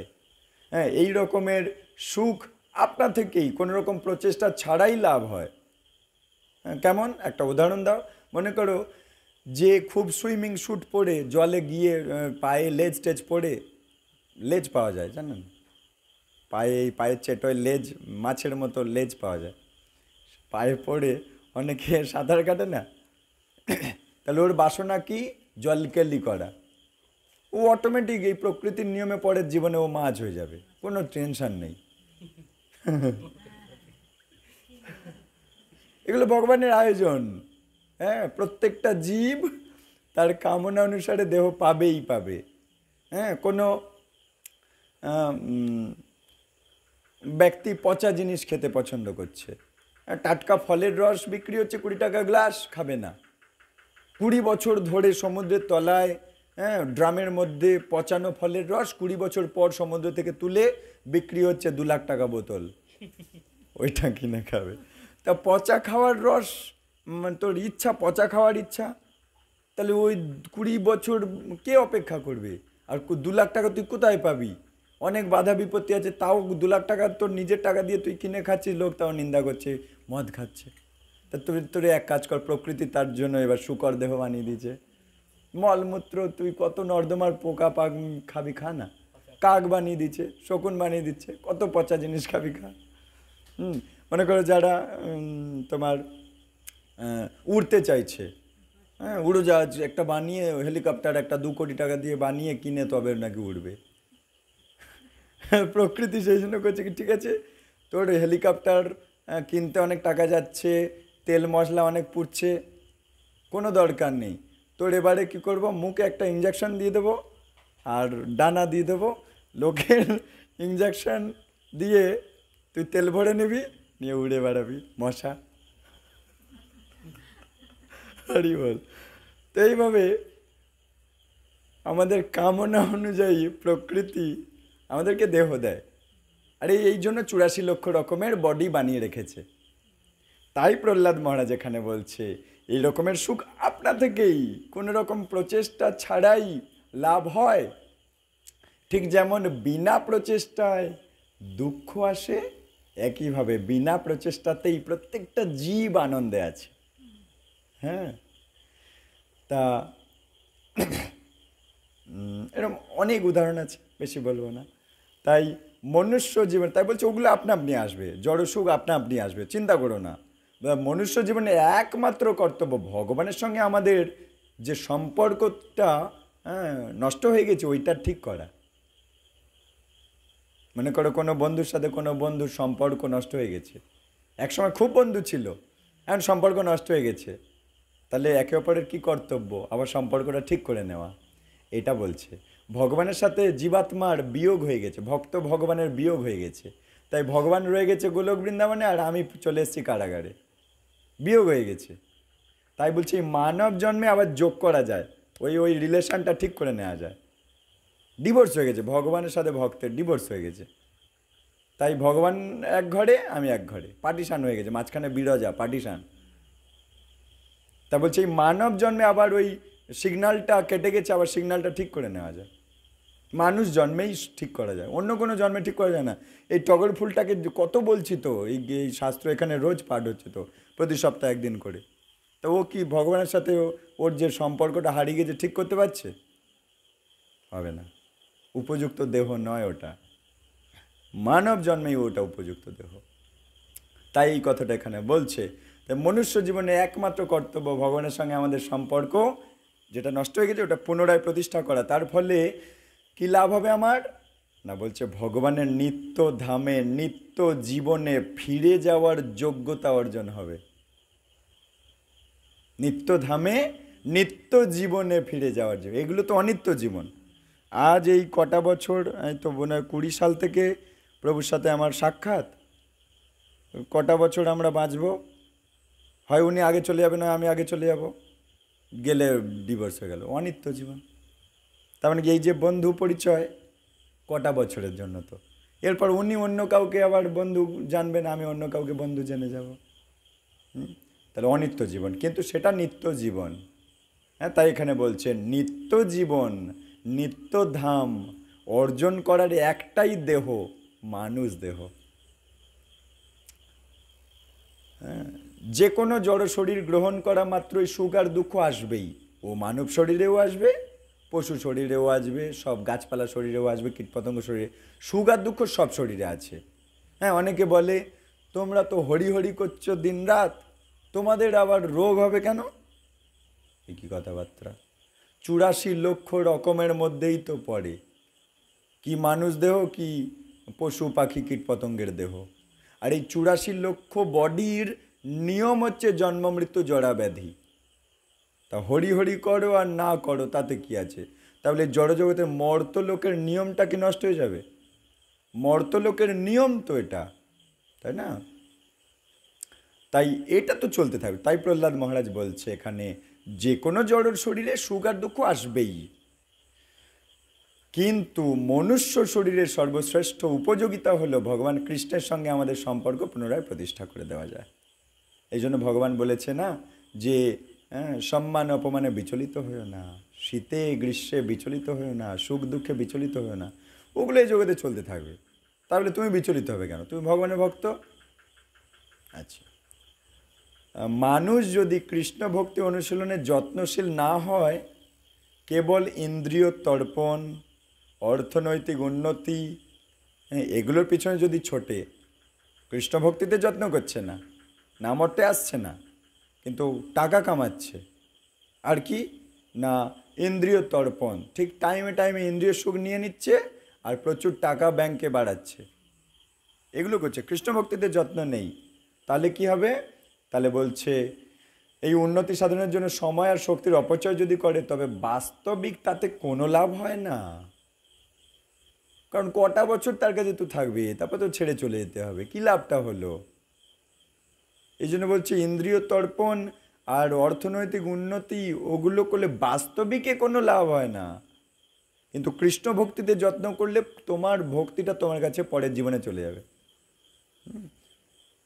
আচ্ছা, যখন তার মনুষ্য শরীরটি ত্যাগ হয়ে যাবে, তারপরেই তাকে পরবর্তী জন্মে ইতর প্রাণীরূপে অধঃপতিত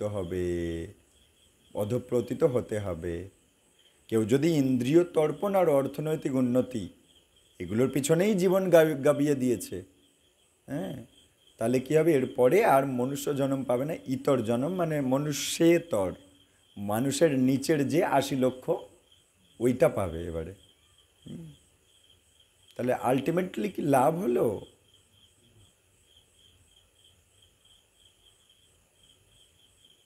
এই জন্য এটা বলছে, তখন আমরা হা হুতাশ করব। যেমন আমরা যদি একটু এই বুদ্ধিটাকে কাজে লাগিয়ে একটু কানটা খুলি, তো 4 লক্ষ মানুষ ছাড়া নিচের যত 9 লক্ষ, 10 লক্ষ, 11 লক্ষ, 20 লক্ষ আর 30 লক্ষ, এরা কিন্তু ওই হা হুতাশ করছে।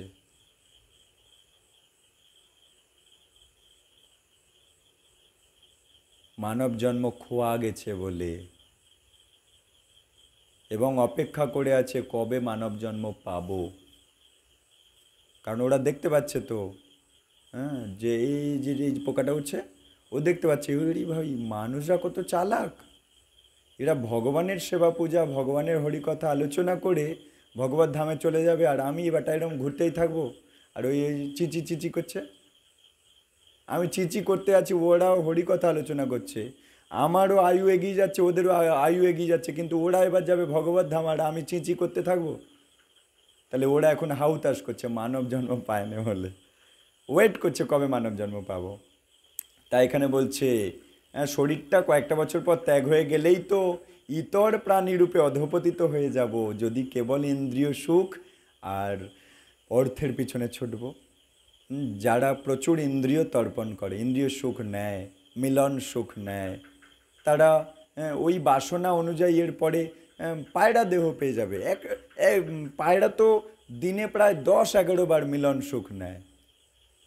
তাহলে তাহলে মনুষ্য শরীরে অতবার মিলন সুখ যদি নেওয়ার কারোর বাসনা থাকে, সে তো রোগই হয়ে যাচ্ছে, ডাক্তারবাবুর কাছে ছুটতে হচ্ছে, হ্যাঁ কি না? তাহলে সেই জন্য প্রকৃতি মাতা বলছে ঠিক আছে তোর মানুষ শরীর দিলাম ভজন করার জন্য, তুই করলি না, তোর এই জড় সুখ নেওয়ার খুব ইচ্ছা, তাহলে ঠিক আছে এবার কপোত বানিয়ে দেবো, পায়রা বানিয়ে দিই, তুই যত খুশি, তোর ডাক্তারবাবুর কাছে যেতে হবে না, কোনো চিন্তা নেই, ওইরকমই শরীর। কিন্তু এটা ভজনের শরীর, এই শরীরে ওটা গণ্ডগোল হয়ে যাবে। তাই এখানে বলছে প্রহ্লাদ মহারাজ যেটা ভেঙে বলছে, অতএব জড়জগতে অবস্থানকালে নিত্য, শাশ্বত আর অনিত্য এই ক্ষণিকের পার্থক্য নিরূপণ করা উচিত। কোনটা নিত্য কোনটা অনিত্য আগে বোঝার চেষ্টা করা উচিত। এবং যে পর্যন্ত এই সুন্দর মানব শরীরটা আছে, যতক্ষণ এতে চার্জ আছে, ততক্ষণ ভীত না হয়ে জীবনের চরম লক্ষ্যের প্রতি যত্নশীল হওয়াই বুদ্ধিমান ব্যক্তির কর্তব্য। ভয় না পেয়ে জীবনের চরম লক্ষ্যে পৌঁছানোর পর্যন্ত যত্ন করা বুদ্ধিমান ব্যক্তির কর্তব্য, যতক্ষণ এই ব্যাটারি চার্জ আছে। মানব শরীর ব্যাটারিতে যতক্ষণ চার্জ আছে, ভয় না পেয়ে জীবনের লক্ষ্যে পৌঁছানোর চেষ্টা করা উচিত।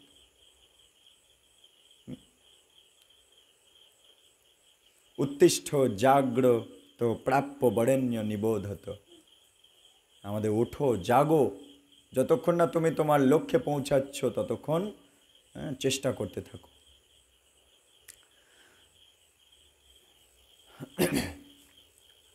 তাই ভয় পাওয়া উচিত নয়, পরের কথায় কি বা আসে যায়, মিছা দাগা তুমি পেও না, তোমার জীবনের লক্ষ্যে তুমি এগিয়ে যাও।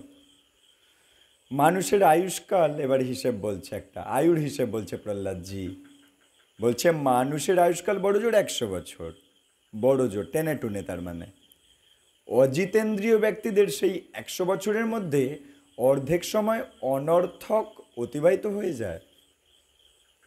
অজ্ঞানের অন্ধকারে আচ্ছন্ন হয়ে দিনের অর্ধেক সময়টাই তারা ঘুমিয়ে থাকে। অতএব এইরকম ব্যক্তির আয়ুষ্কাল 50 বছর বলা যায়।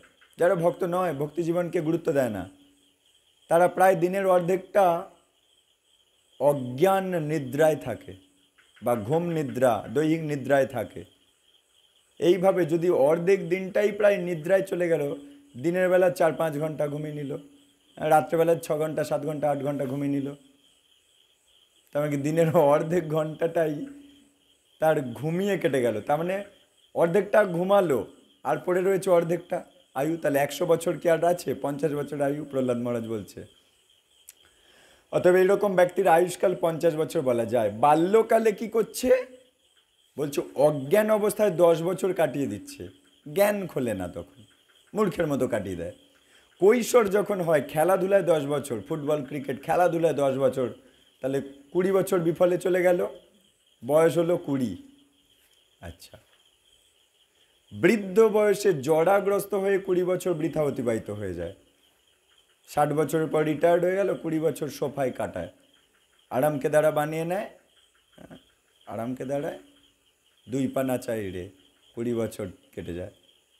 তাহলে ছোটোবেলায় অজ্ঞান মূর্খ অবস্থায় 10 বছর, খেলাধুলায় 10 বছর, 20 বছর চলে গেল। আর বৃদ্ধ বয়স অবস্থায় তো আর কিছু শুনতে পাচ্ছে না, দেখতে পাচ্ছে না, মনে রাখতে পারছে না, হাঁটতে পারছে না, চলতে পারছে না, বেতো ব্যথা, কী করবে? 20 বছর ওই সোফায় কেটে যায়, চেয়ারে বসে বসে। তাই বলছে 40 বছর কেটে গেল, বৃদ্ধ বয়সে জরাগ্রস্ত হয়ে 20 বছর বৃথা অতিবাহিত হয়। বাকি সময়টা তাহলে প্রথমের 20 শেষের 20 ছেঁটে বাদ দিয়ে দাও, বাকি যে টাইমটা, সেই বাকি সময়টা কি করেছে? ইন্দ্রিয় অসংযত আর অতৃপ্ত কামনা বাসনা, মূল যে টাইমটায় নদী ভরা ঢেউ বোঝে না তো কেউ, কেন মায়ার তড়ি বাও বাও বাও। তা তখন পুরো ঢেউ উথাল পাতাল থাকে, হাল ধরতে পারে না তখন ঠিকঠাক করে, অসংযত ইন্দ্রিয়।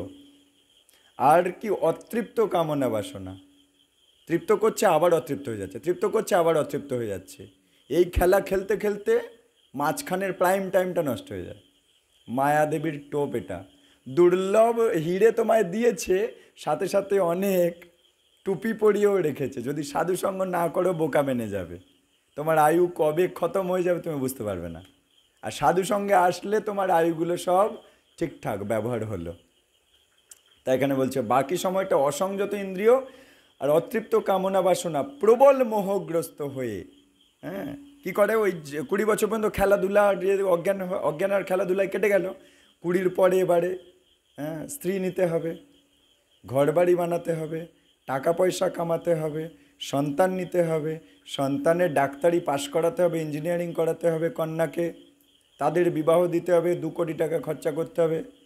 তাহলে অত সব ইনকাম করতে করতেই তো সে তার মূল টাইমটা খতম হয়ে গেল। গাধার বোঝা ঠেলতে ঠেলতে, ভূতের বোঝা ঠেলতে ঠেলতে শেষ, ভক্তি আর হলো না।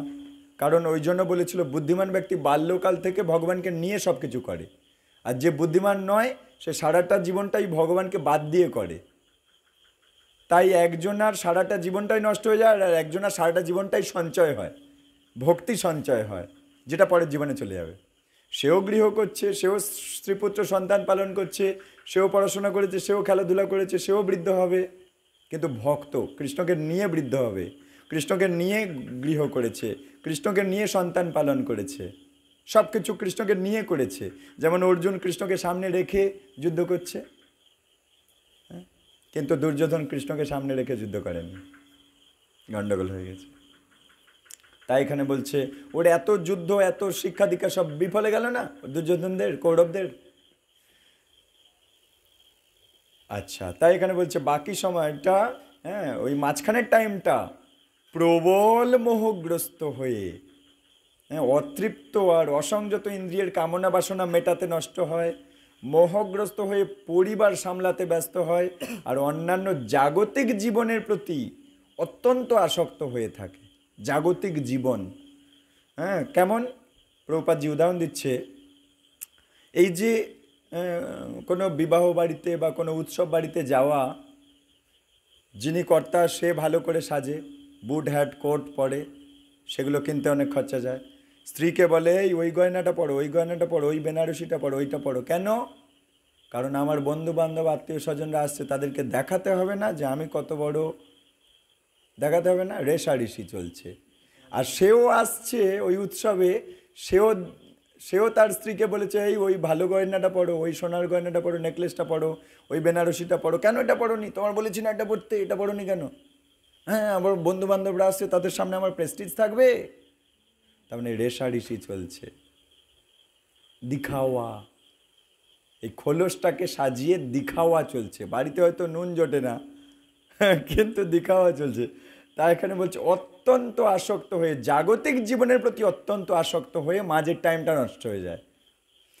কৃষ্ণ ভক্তি কর্মে যুক্ত হওয়ার মতো তার কোনো সময় অবশেষ আর থাকে না। ওই যে টোটোয় বললো না বুড়ো বয়সে করবো, এক্ষুনি কি? কিন্তু প্রহ্লাদ মহারাজ ঠিক আজকেই ক্লাসটা তুলেছেন, বলছে কি কৃষ্ণ ভক্তি কর্মে যুক্ত হওয়ার মতো তার আর কোনো সময় অবকাশ থাকে না। মানুষ তার প্রিয় প্রাণকেও বিপন্ন করে অর্থ উপার্জন করে, করে পারিবারিক সম্বন্ধে মোহিত হয়। প্রাণও বিপন্ন, একটা বাদুর ঝোলা হয়ে যাচ্ছে এই রেলে রোজ ভোরবেলা, আবার রাত্রিবেলা ফিরছে, রাত্রিবেলা কিছুক্ষণ ইন্দ্রিয় সুখ নিচ্ছে, আবার ভোরবেলা বাদুর ঝোলা হয়ে যাচ্ছে। তাহলে কি ওই ট্রেনে যে ঝুলে ঝুলে যাচ্ছে প্রাণ হাতে নিয়ে না,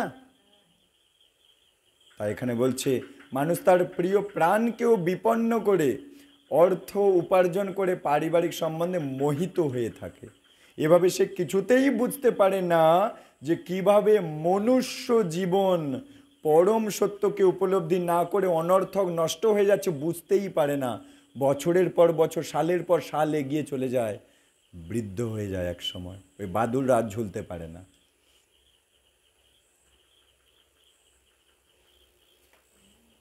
অথচ বিষয় অর্থ সংগ্রাহী ব্যক্তি অত্যন্ত বুদ্ধি খাটিয়ে সাবধানতার সঙ্গে দেখে যে একটা পয়সাও যেন নষ্ট না হয়, খুব পয়সাকে যত্ন করে বাঁচানোর চেষ্টা করে।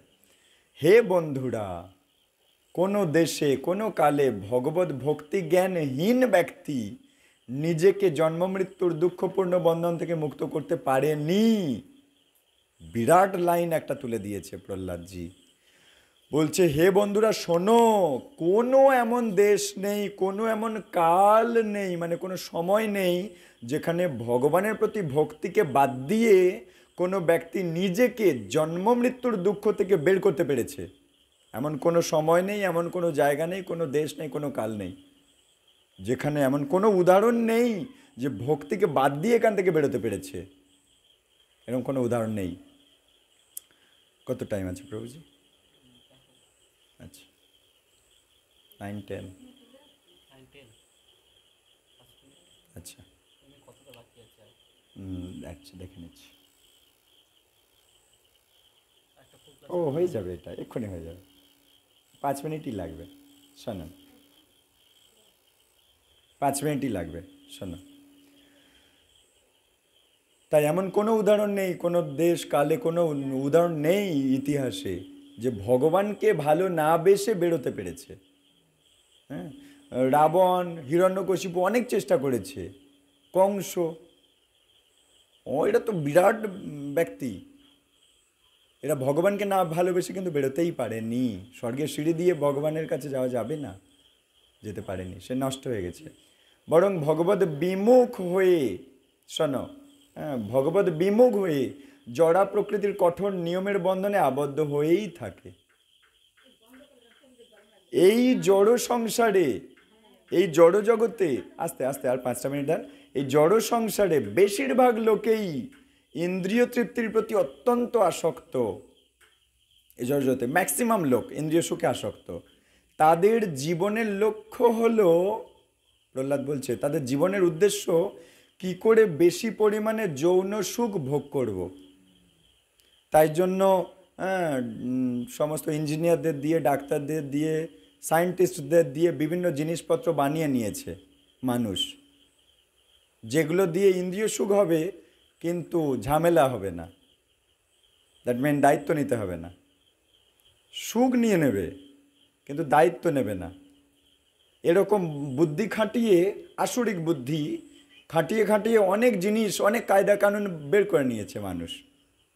তাই এখানে বলছে প্রহ্লাদ মহারাজ, সেটা বলছে যে এই জড় সংসারে বেশিরভাগ লোক ইন্দ্রিয় তৃপ্তিতে আসক্ত। তাদের জীবনের লক্ষ্য কি করে বেশি পরিমাণে যৌন সুখ ভোগ করবে। এভাবে পরিণামে কি হবে বলছে, পরিণামে অন্ধকারে আচ্ছন্ন নরকে পতিত হবে। কটা বছর খেলে নেবে, ওই খেলা শেষ হয়ে গেলেই নরক। অনেকে মনে করে যে ভোগের পরে তারা ত্যাগ ব্রত হয়ে সাধন ভজন করবে। যেমন আজ টোটোয় যিনি বললেন যে এখন কি, এখন ভোগ, বুড়ো বয়সে ত্যাগ। এখন প্রহ্লাদ মহারাজ কিছু বলছে সেই সম্বন্ধে। বলছে অনেকে মনে করছে ভোগের পরে তারা ত্যাগ ব্রতটা ধরবে, আগে ভোগ ব্রত আর বুড়ো হলে ত্যাগ ব্রত। হ্যাঁ, অনেকে মনে করছে, কিন্তু দেখা যায় তারা পুত্র, পৌত্র, প্রপৌত্রদের দ্বারা পরিবেষ্টিত হয়ে ভজন বিমুখ হয়ে থাকে। মানে চারদিকে মাকড়সার ডিম এত ভর্তি হয়ে যায় আর ভজন সাধন হয় না, কারণ অনেক জাল খাটিয়েছে, তা মাকড়সার ডিমগুলো যাবে কোথায়? তাই এখন প্রহ্লাদ মহারাজ বলছে, কি বালক, কি যুবক, কি বৃদ্ধ, কারোর ওই ভগবানের আরাধনা করতে কোনো বাধা প্রতিবন্ধকতা নেই। কি বালক, যুবক, বৃদ্ধ সবাই ভগবানের আরাধনা করতে পারেন, কেননা জীবের সঙ্গে ভগবানের সম্পর্ক সর্বদাই বাস্তব। কারণ আত্মা তো বালক নয়, যুবক নয়, বৃদ্ধ নয়। হ্যাঁ, তাই কোনো বয়সের ইয়ে নেই। এবং কিন্তু চারদিক তো মানে চারিদিকে জড়িয়ে যায় সে। হ্যাঁ, এখন নাতিপুতিকে নিয়ে তার স্কুল কলেজে নিয়ে যেতে হয়, তো কাঁধে করে নিয়ে মঙ্গলারতি আসবে কি? হ্যাঁ, না নিয়ে গেলেই তো এক্ষুনি খোঁটা দেবে। তো কাঁধে করে নিয়ে যদি বাচ্চাটাকে তুমি জ্ঞানপীঠ কেজি স্কুলে না নিয়ে যাও, তোমার তো খেতে দেবে না তো। আচ্ছা, তিনি সমস্ত জীবের অন্তরে কর্মের সাক্ষীরূপে বিরাজমান। ভগবান সব জীবের অন্তরে কর্মের সাক্ষীরূপে বিরাজমান। নাস্তিকেরা তার অস্তিত্ব বুঝতে পারে না। ভগবান যে আমার হৃদয়ে বসে সাক্ষীরূপে আছে, নাস্তিকরা জানে না। অতএব হে বন্ধুগণ, তোমরা শত্রু ভাব, দ্বৈত ভাব সরিয়ে দিয়ে কর্ম করো ভগবানের জন্য। হরি ভক্তির জ্ঞান প্রদান করে সমস্ত জীবের প্রতি তোমাদের করুণা দেখাও। মানে প্রহ্লাদ মহারাজ বলছে, হরি ভক্তির জ্ঞানগুলোকে প্রচার করো। এভাবে তোমরা জগতের শুভাকাঙ্ক্ষী হও। প্রতিটি জীবের হৃদয়ে পরমাত্মা রূপে বিরাজমান ভগবানকে সর্বদা স্মরণ করা উচিত। সব সময় আমাদের হৃদয়ে বসে আছে ভগবান, তাকে স্মরণ করা উচিত। প্রহ্লাদজি আমাদের শিক্ষা দিচ্ছে প্রতিটি জীবকে তার স্থিতি অনুসারে সম্মান করা উচিত। যার যেমন স্থিতি সেই অনুযায়ী তাকে সম্মান জানানো উচিত। হ্যাঁ, আর 2 লাইন। এভাবে মানুষ কাম, ক্রোধ, লোভ, মোহ, মদ, মাৎসর্য জয় করতে পারবে। নিরন্তর ভগবানের স্মরণে থাকলে এই খারাপ অসুরগুলোকে জয় করা যাবে। হ্যাঁ, জয় করে কৃষ্ণ ভক্তি সম্পাদন করতে সক্ষম হবে। নিরন্তর ভগবানের আশ্রয়ে থাকতে হবে। হ্যাঁ, নিরন্তর ভগবানের কথা স্মরণ করার ফলে ভক্তের মন, শরীর জড় কলুষ থেকে মুক্ত হয়ে চিন্ময়ত্ব লাভ করবে। কারণ ভগবান চিন্ময়। যেমন একটা লোহাকে যদি বেশিক্ষণ চুম্বকের আওতায় রেখে দিই, সেই লোহাটাও চুম্বকত্ব পায়। একইভাবে বর্তমানে আমি জড় শরীরে আছি, কাম, ক্রোধ, লোভ, মদ, মোহ, মাৎসর্য আসছে, কিন্তু আমি চিন্ময় ভগবানকে স্মরণ করে দিন কাটাবো। তাহলে আমিও একদিন চিন্ময়ত্ব পাবো, চিন্ময় দেহ পাবো, চিন্ময় ধাম পাবো। এই কেউ যখন ভগবত সেবায় যুক্ত হয়, তখন তার জীবনের সমস্যা, অর্থাৎ জন্ম মৃত্যুর চক্র সমস্যার, এই সমস্যার গতি সম্পূর্ণ স্তব্ধ হয়ে যায়। জন্ম মৃত্যুর এই জাঁতা কোটি কোটি জন্ম আগে থাকতে এই জাঁতাটা ঘুরছিল, প্রত্যেকের জাঁতা ঘুরছে, সেই জাঁতা ঘোড়াটা বন্ধ হয়ে যায় কৃষ্ণ সেবায় নাম লেখালে। নিত্য দিব্য আনন্দ আস্বাদন করার সৌভাগ্য তার লাভ হয়। নিত্য দিব্য আনন্দ আস্বাদন করার সৌভাগ্য লাভ হয়ে যায় কৃষ্ণ ভক্তি সম্পাদন করলে। তো এখানেই প্রহ্লাদ মহারাজজির উপদেশ বিরাম। আগামী ক্লাসে আমরা শ্রী বলি মহারাজের উপদেশ শ্রবণ করব। কিছু ভুল ত্রুটি, কিছু অপরাধ ভেঙে বলতে গিয়ে যদি কোনো রকম মনে হয় কিছু ব্যথা দিয়ে ফেলেছি, কোনো অপরাধ, অশালীন কোনো কিছু হয়ে গেছে, আমি জানি না কোথায় কি হয়েছে, আপনারা ক্ষমা করে দেবেন যদি এমন কোনো কিছু হয়। সার্বিক কল্যাণের জন্য, মঙ্গলের জন্য, পরম সত্য তুলে ধরা, কাউকে কষ্ট দেওয়ার জন্য নয়। বাঞ্ছা কল্পতরুভ্যশ্চ কৃপা সিন্ধুভ্যৈব চ পতিতানাং পাবনেভ্যো বৈষ্ণবেভ্যো নমো নমঃ। অনন্ত কোটি ভক্তবৃন্দ কি জয়, শ্রবণকারী ভক্তবৃন্দ কি জয়, সমবেত ভক্তবৃন্দ কি জয়, গুরু গৌরাঙ্গ শ্রীল প্রভুপাদ কি জয়। হরি ওম তৎসৎ।